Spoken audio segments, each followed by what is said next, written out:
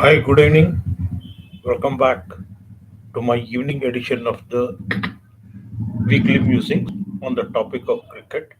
This is going to be a 15 to 20 minutes video on how basketball has really changed the spectator experience of Test cricket and how it has redefined the way Test cricket is played. And for this, I will take the recent example of an ongoing test between England and New Zealand and a very interesting statistics I will bring out and tell you why spectators would love to see this kind of game so that the spectator feels that value for money is obtained. A couple of things that has happened ever since England started playing their aggressive brand of cricket. It has helped many sports analysts in unraveling certain truths and also demystifying certain myths associated with Test cricket. Test cricket is supposed to be the highest level of skill testing in the game of cricket. It is considered to be the purest form of Test cricket, where external conditions, the ground conditions, the weather also has a big role to play on the outcome of the match. And if you see the overall test performance as a format, we see in last couple of years people were feeling test matches have become boring and spectators were not ready to invest that kind of time to see test cricket because the quality of the game and the kind of entertainment value that a spectator was supposed to get from the test match was not forthcoming. So there are many one-sided games. There are many games which got over in 3 days, 4 days, 5 days. So there are many pitch conditions. The kind of pitches used for the Test cricket was also questioned, and there are quite a lot of controversies on the kind of cricket and the brand of cricket that is dished out in the name of Test matches. Let us look at the current test which is happening between England and New Zealand. Only 2 days have gone by in this test match, and already of the 40 wickets, okay, cricket is a game where each opposition wants to bowl out the opposition in two sessions, in two innings, right? That's the test cricket format. Means 20 wickets have to be taken. So for that, how much of time that the batting team takes to ensure they take those 20 wickets and what kind of strategy they adopt to score enough runs so that they have enough time to take those 20 wickets with whatever bowling resources they have. This is the challenge. This is the problem statement. So, as a spectator, when I go to a test match and if I have to sit through a test match for 6 hours of a day, that is 90 overs, three sessions, like that for 5 days, I'm talking about 15 sessions.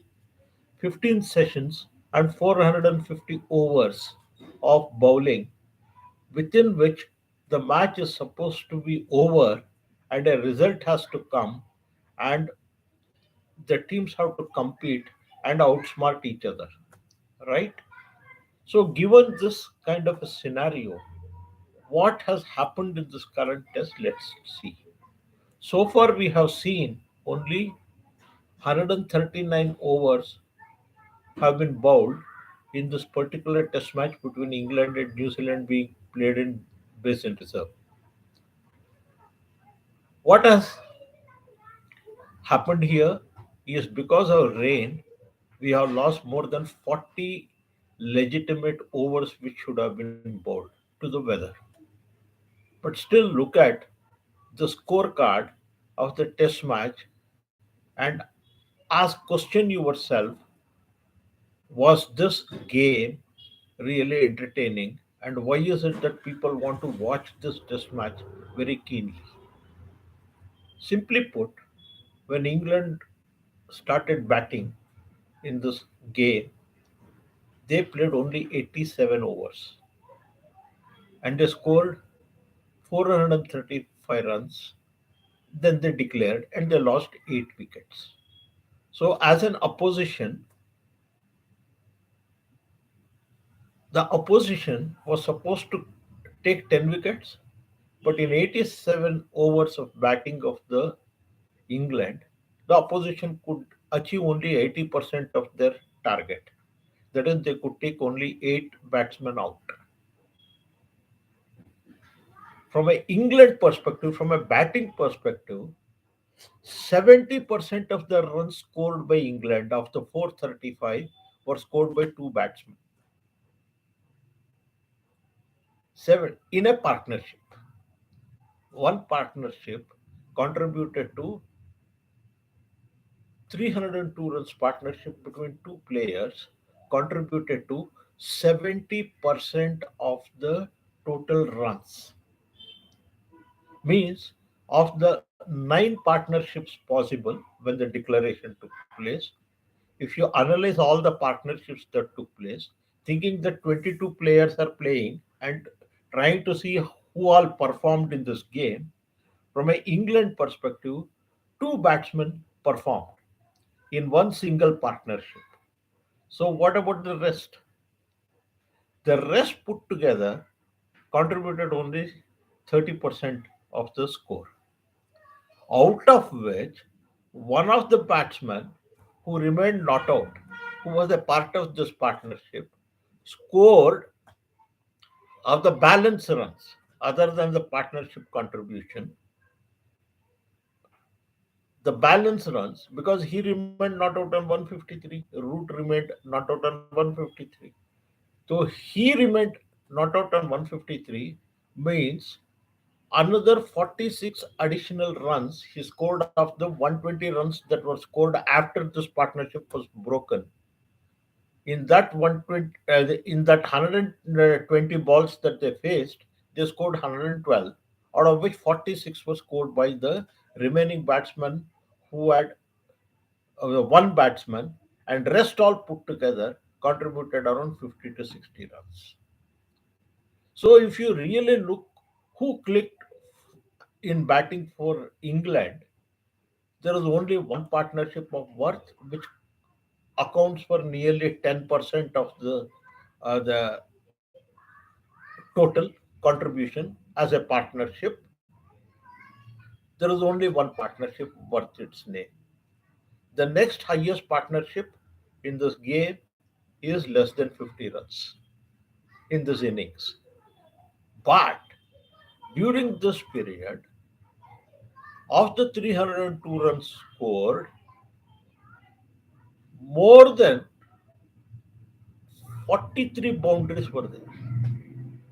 Means they played for around 400 balls were played. Both put together, they played around 400 deliveries to batsmen who were who were main players who contributed. Two players played around 400 deliveries, both put together. Out of those 400 deliveries, they contributed nearly 360 runs. That's almost 80, 78 to 80% of the runs. 80% of the runs. So, Pareto principle of 80-20 rule comes here in a very strange way. So, in the England innings, only 20% of the batters contributed to 80% of the score. And 80% of the other batters who batted, they contributed 20% of the score. But in Doing so, they did it in quick time. They didn't waste time. When the wicket fell, when the partnership was broken, the big partnership was broken. After that, the team played only 20 additional overs, 22 overs to be precise. In that 132 balls that they played beyond that, they scored, they scored more than anything else, they scored around 112 runs. So, literally run a ball. So there was enough excitement, even when wickets were falling, there was enough excitement because runs were being scored and bowlers were taking wickets. And at the end of the day, if you see, there are initially three wickets went for literally nothing, around 21 runs on the board in this innings. Then 400, 300, and the 360 or 370 balls were played in that partnership where they contributed to nearly 302 runs. Then the last rest of the partnerships came in around 120 deliveries, scoring around 112 runs. So, from a spectator perspective, there was an even contest between the bat and ball, and there was a brisk scoring.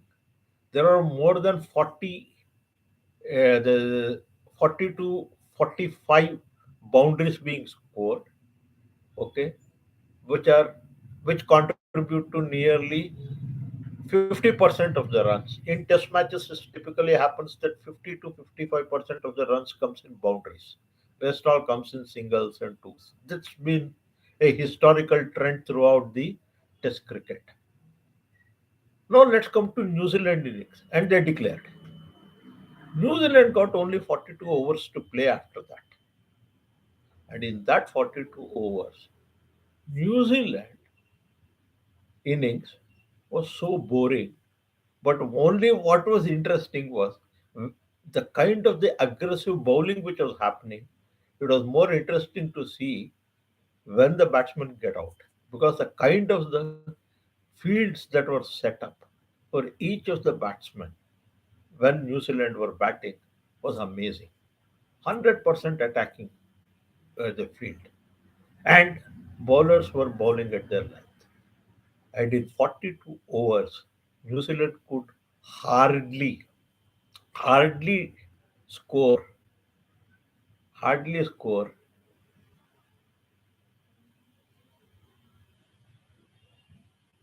30% of the score what the opponents had done, and in the process they have lost 7 wickets. Their eighth partnership is already going on,